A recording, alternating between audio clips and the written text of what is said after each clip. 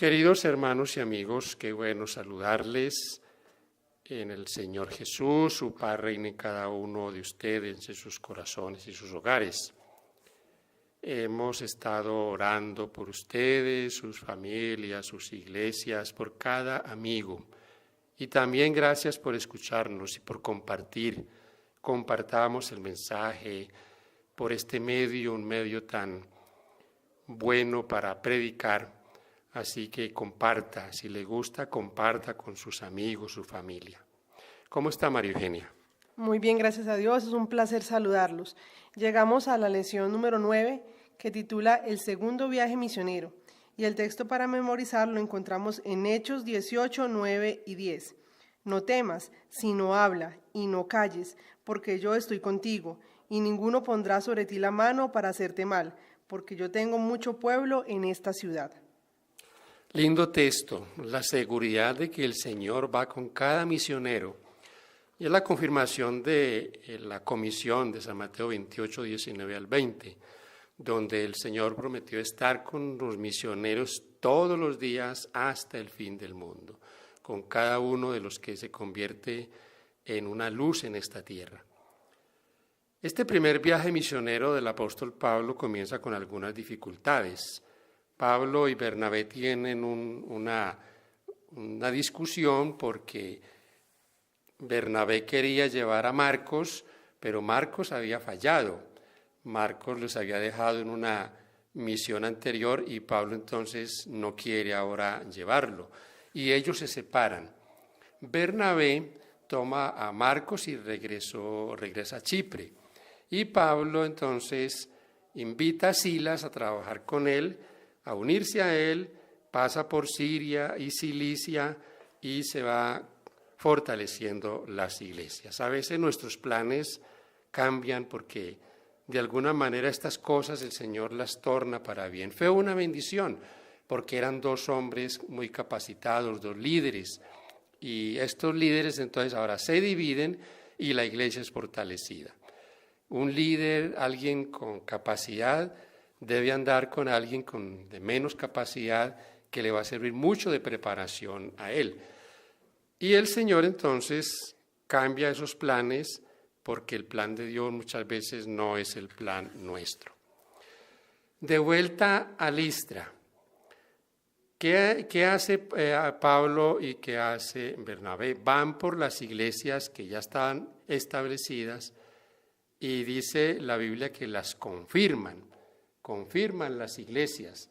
Dice el versículo 41 de Hechos 15, y pasó por Siria y Cilicia confirmando las iglesias.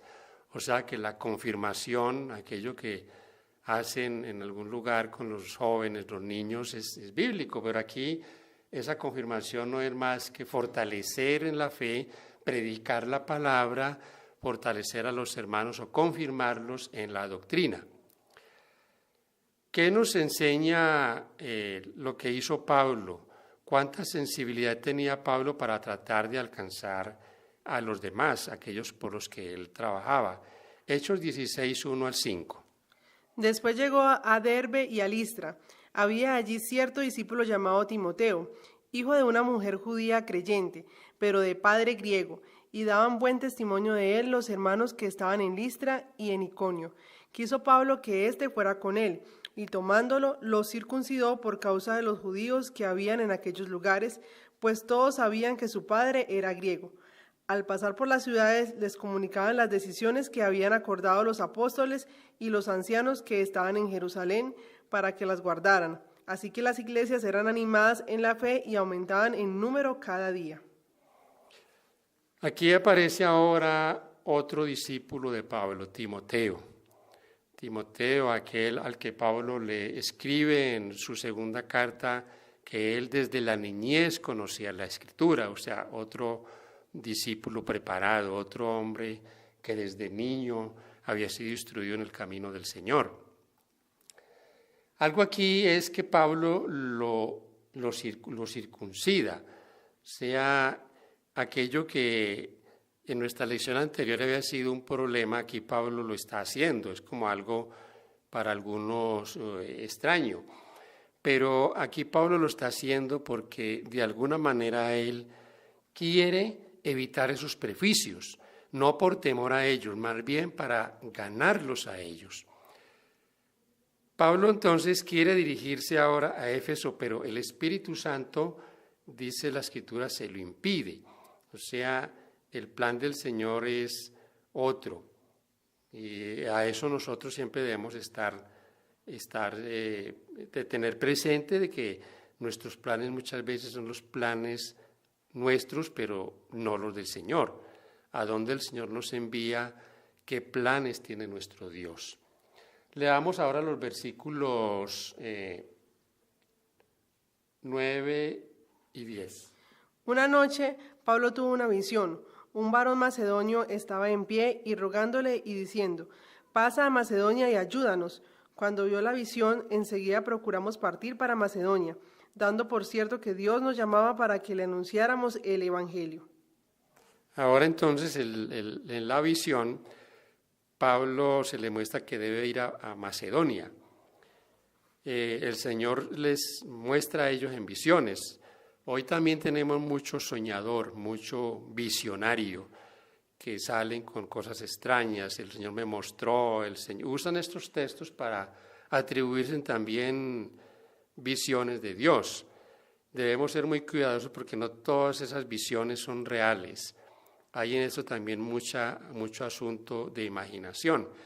Pero aquí hay un mensaje que hacer, o un mensaje para Pablo de algo que hacer, ir a Macedonia.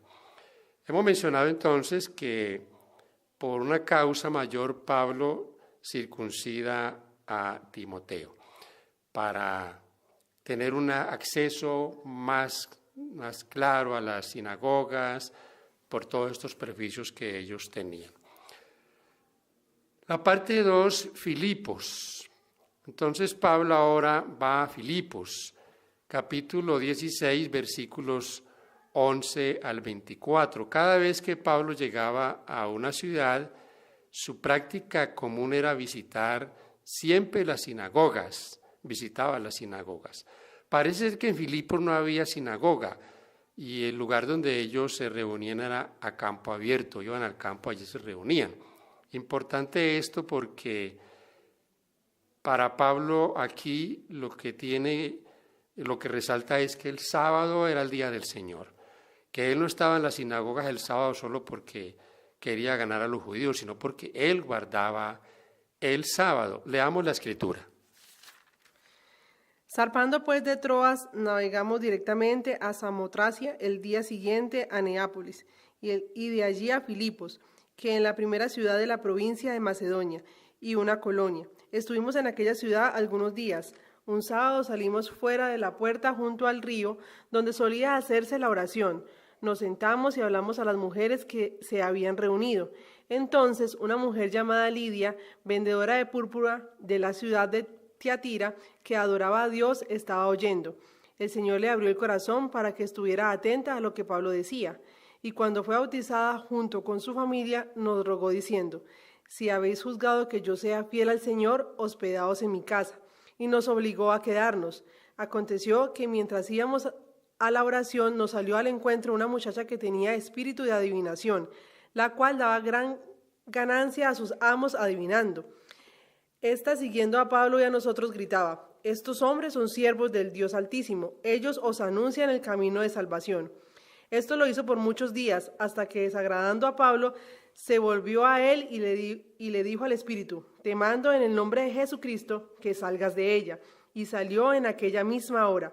Pero al ver sus amos que había salido la esperanza de su ganancia, prendieron a Pablo y a Silas y los trajeron al foro ante las autoridades. Los presentaron a los magistrados y dijeron: estos hombres, siendo judíos, alborotan nuestra ciudad y enseñan costumbres que no es lícito recibir ni hacer, pues somos romanos. Entonces se agolpó el pueblo contra ellos y los magistrados, rasgándoles las ropas, ordenaron azotarlos con varas. Después de haberlos azotado mucho, los echaron en la cárcel, mandando al carcelero que los guardara con seguridad, al cual, recibir esta orden, los metió en el calabozo de más adentro y les aseguró los pies en el cepo. Siempre encontramos en estos viajes misioneros del apóstol Pablo los inconvenientes. El diablo no está tranquilo, él no descansa con los misioneros.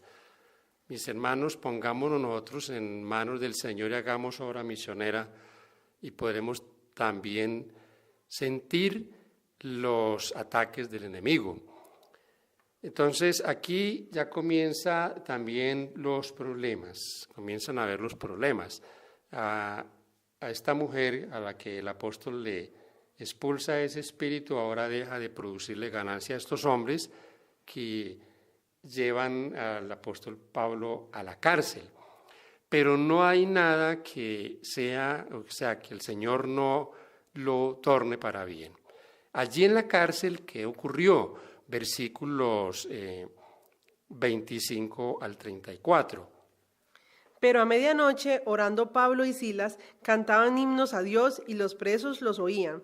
Entonces sobrevino de repente un gran terremoto, de tal manera que los cimientos de la cárcel se sacudían, y al instante se abrieron todas las puertas, y las cadenas de todos se soltaron. Se despertó el carcelero, y al ver abiertas las puertas de la cárcel, sacó la espada y se iba a matar, pensando que los presos habían huido. Pero Pablo le gritó: «No te hagas ningún mal, pues todos estamos aquí». Él entonces pidió una luz, se precipitó adentro y temblando se postró a los pies de Pablo y de Silas. Los sacó y les dijo: «Señores, ¿qué debo hacer para ser salvo?» Ellos dijeron: «Cree en el Señor Jesucristo y serás salvo tú y tu casa». Y le hablaron la palabra del Señor a él y a todos los que estaban en su casa. Él tomándolos en aquella misma hora de la noche, les lavó las heridas y enseguida se bautizó con todos los suyos. Luego los llevó a su casa, les puso la mesa y se regocijó con toda su casa de haberle creído en Dios. Otra bendición más, el Señor siempre haciendo su obra.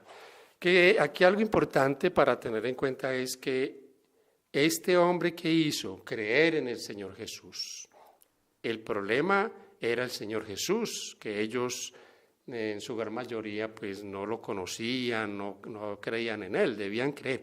Pero estos hombres no eran hombres que no conocieran de Cristo, eran hombres que conocían, eran posiblemente, habían sido instruidos por los judíos, tenían conocimiento. Ahora, este relato también, algunos toman estos relatos para hablar de que no es necesario la doctrina. Mis hermanos, sí es necesaria la doctrina, por supuesto. Estas cosas son cosas circunstanciales, pero es necesario que haya una instrucción, el nuevo creyente debe conocer. Pero cuando un hombre pregunta lo que pregunta este carcelero, ¿qué debo hacer para ser salvo?, es algo que muestra que él conocía que solo debía ser instruido en cuanto a que debía aceptar al Señor Jesús como su Salvador. Ahora, podríamos también pensar de que para el apóstol Pablo no iba a hacer un examen doctrinal en este hombre, solo le había dicho cree. También que el apóstol Pablo no está interesado en cumplir con un número de bautismos o con un blanco bautismal. Mis amados, un día van a ocurrir cosas semejantes. No habrá tiempo de reunir juntas de iglesia. Es más, no habrá tiempo ni de pedir permiso a la asociación para bautizar. Habrá que bautizar, porque vendrá el momento cuando esto será así. Por los campos, por los lugares donde se va a predicar la palabra, muchos que ya la conocen van a tomar decisiones donde no habrá tiempo para hacer todos estos protocolos que hoy tenemos. Así que no nos extrañemos, pero ¿qué nosotros debemos hacer? Sembrar la semilla, predicar la palabra, porque la cosecha que vendrá será una cosecha grande. Tesalónica y Berea, parte número 3. En este asunto de los viajes de Pablo, por donde él cruza, donde él va haciendo la obra. Son liberados de la cárcel, parten de allí y siempre la oposición. Si leemos los versículos 17, 1 al 9 de Hechos encontramos que hubo oposición, que los judíos de Tesalónica reaccionan violentamente porque el éxito de Pablo en predicar entre los gentiles a ellos les incomoda. Pero qué bonito que sea la palabra de Dios la que nos lo diga, la palabra de Dios la que nos recuerde qué cosas allí acontecieron. Pasando por Anfípolis y Apolonia, llegaron a Tesalónica, donde había una sinagoga de los judíos. Pablo, como acostumbraba, fue a ellos y por 3 sábados discutió con ellos, declarando y exponiendo por medio de las Escrituras que era necesario que el Cristo padeciera y resucitara de los muertos, y decía: Jesús, a quien yo os anuncio, es el Cristo. Algunos de ellos creyeron y se juntaron con Pablo y con Silas. Asimismo, un gran número de griegos piadosos y mujeres nobles, no pocas. Celosos entonces los judíos que no creían, tomaron consigo algunos ociosos hombres malos, con los que juntaron una turba y alborotaron la ciudad.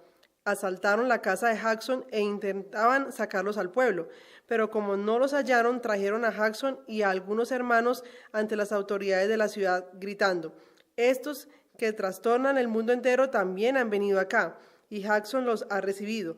Todos ellos contravienen los decretos del César, diciendo que hay otro rey, Jesús. Al oír esto, el pueblo y las autoridades de la ciudad se alborotaron, pero después de obtener fianza de Jackson y los demás, lo soltaron. Qué interesante, ¿no? Interesante aquí varios detalles en esta lectura.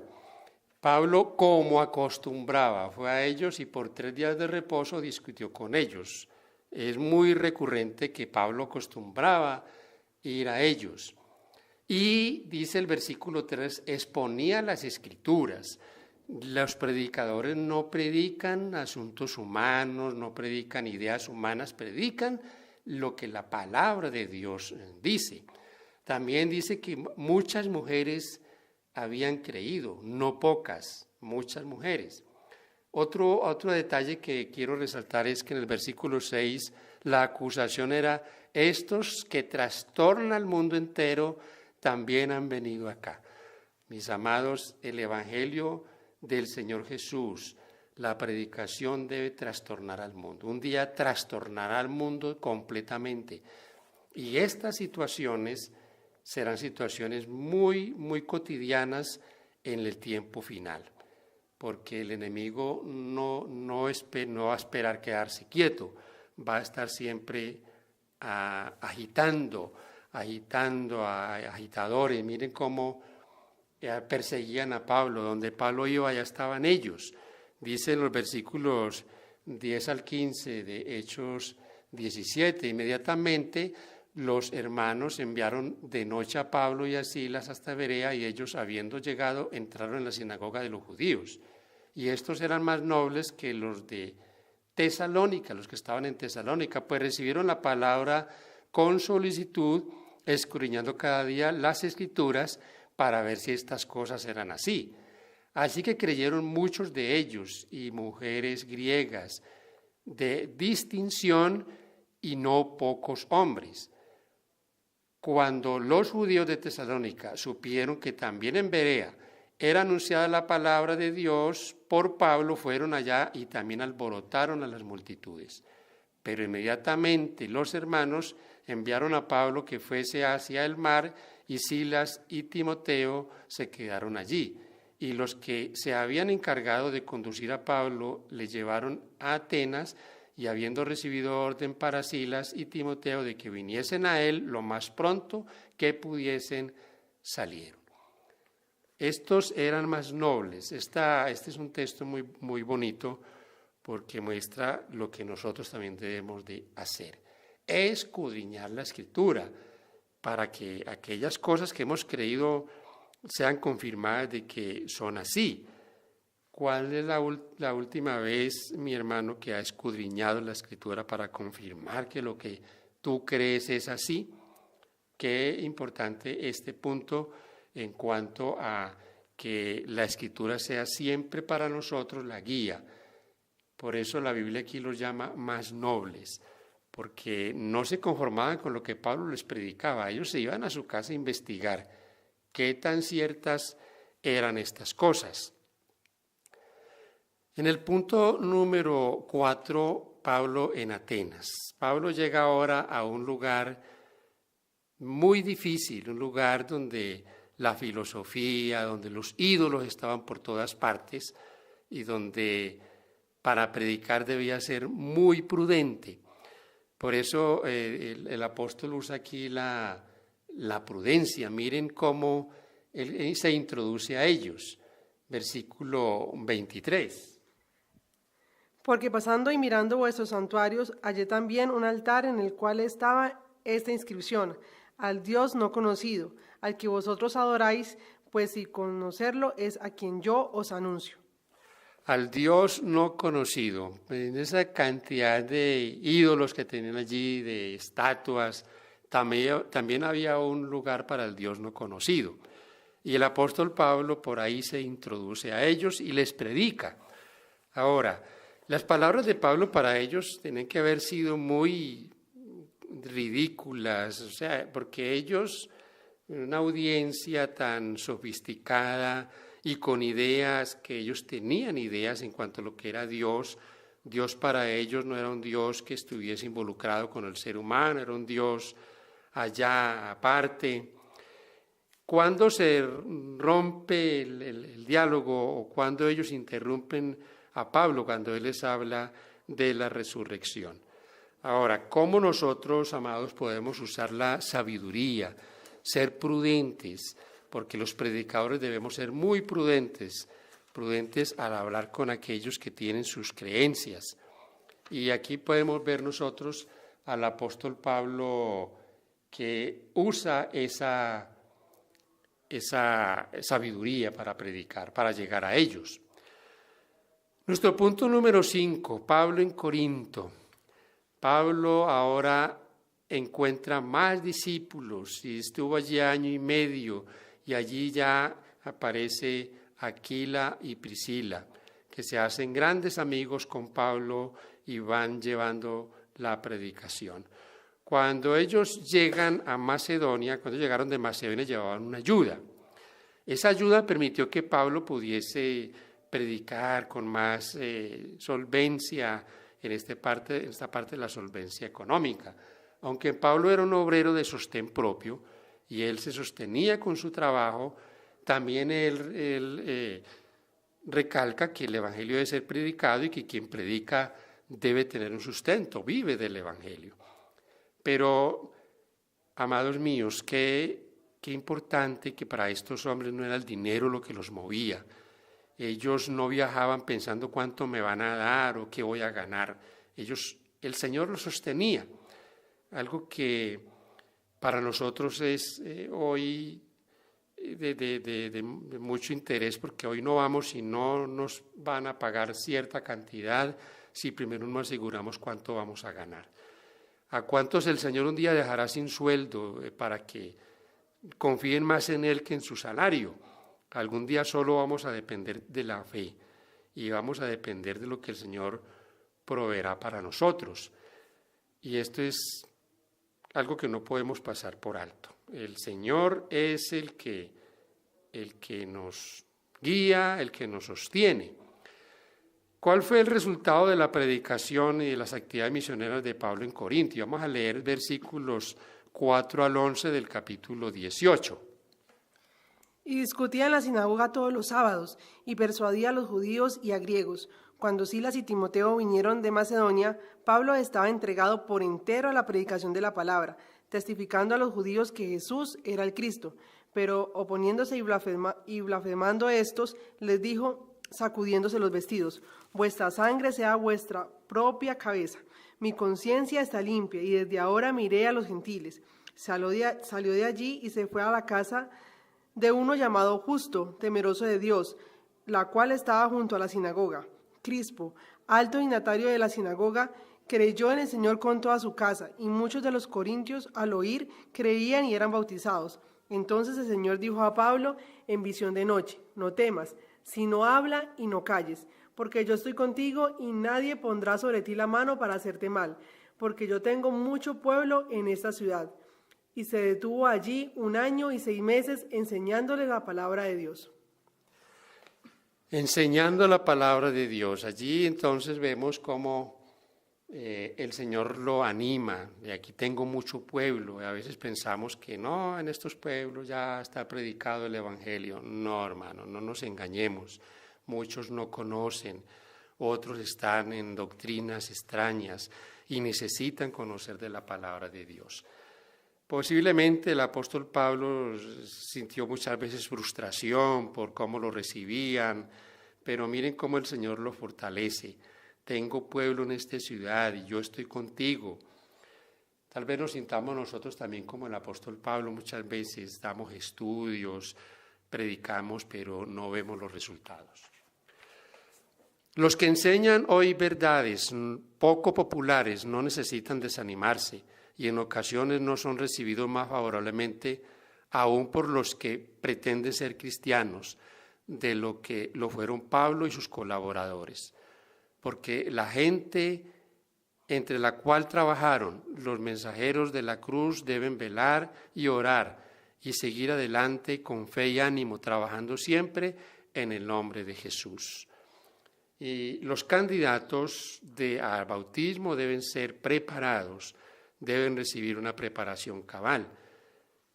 Esos son principios fundamentales, porque una persona que llega a la iglesia y se va a bautizar debe saber, la doctrina debe conocerla. Amados míos, que Dios nos ayude, que estas lecciones sean de gran bendición para todos, la paz de Cristo reine en cada corazón. Bendición para todos.